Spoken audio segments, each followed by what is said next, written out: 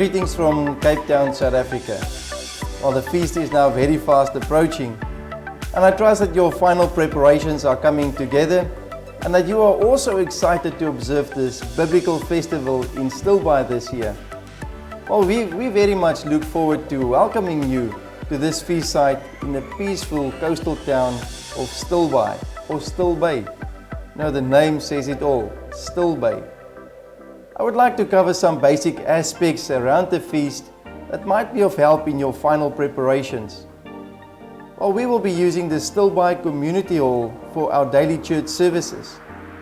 There are currently a total of about 195 people registered, consisting of 54 senior citizens, that is seniors 60 years and above, 34 young single adults, 14 teenagers, 21 children, and 72 mid-aged attendees. Please come and register at the Feast Information Desk in the Stilbaai Community Hall from 2 p.m. on Friday 29 September. You will receive your welcome pack with feast information upon registration. And also activity registrations and payments can be made at the information desk on the 29th or during the feast. The opening night service is on Friday evening, 29 September at 7 p.m. And please make every effort to be there for the opening night service. We will hear Mr. Gerald Weston's opening night message, and we will start this first holy day of the feast in a positive way. One of the highlights of the feast is to break bread together with fellow brethren. And you are invited to a potluck meal between the morning and afternoon services on the first day of the feast and the last great day. And your service to contribute to the potluck lunch will be very much appreciated. We recommend a meat dish and a side dish, and all the food will be placed together on one table for everyone to enjoy together. But we don't want this to be a burden on anyone who can't afford to contribute. So please bring whatever you can. Remember that the main focus of the day is not the physical meal, but the spiritual meal that God provides for us. Cutlery and crockery, as well as tea and coffee, will be provided for all these meals, so just bring your own juice if you like.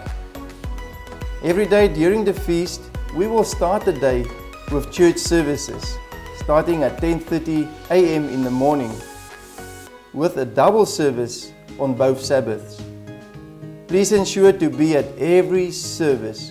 Now, this is the core of the feast, where we will learn more about God's coming kingdom and Christ and the saints' rule on this earth during the 1,000-year millennial period, when Satan will no longer be around, and we will assist Christ to restore all things and govern this world.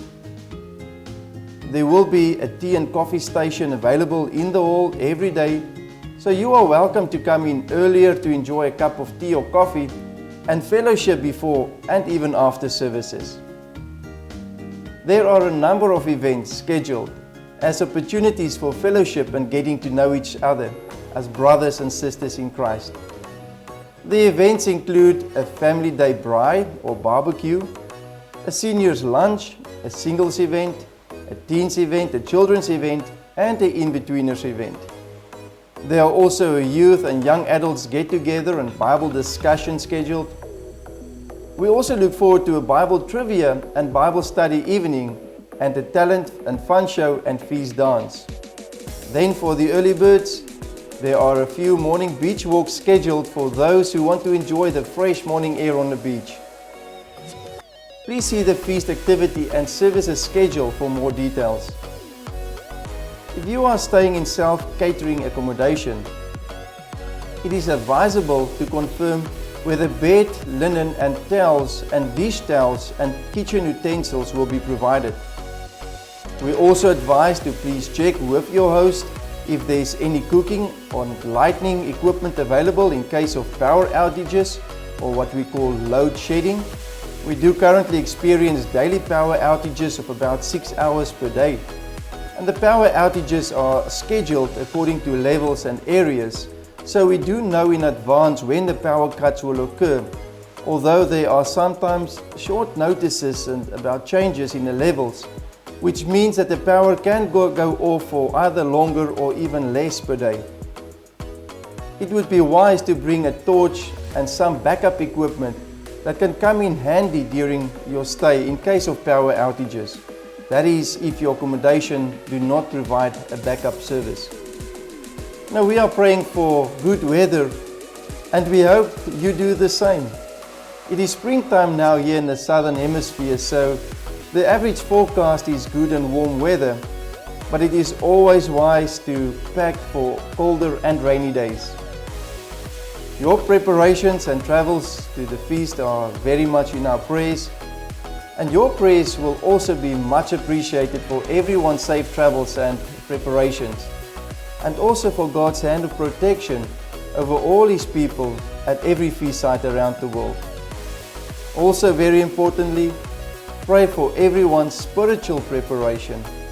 I will highly recommend that we all put in a day of fast before the Day of Atonement as part of our spiritual preparation in drawing closer to God.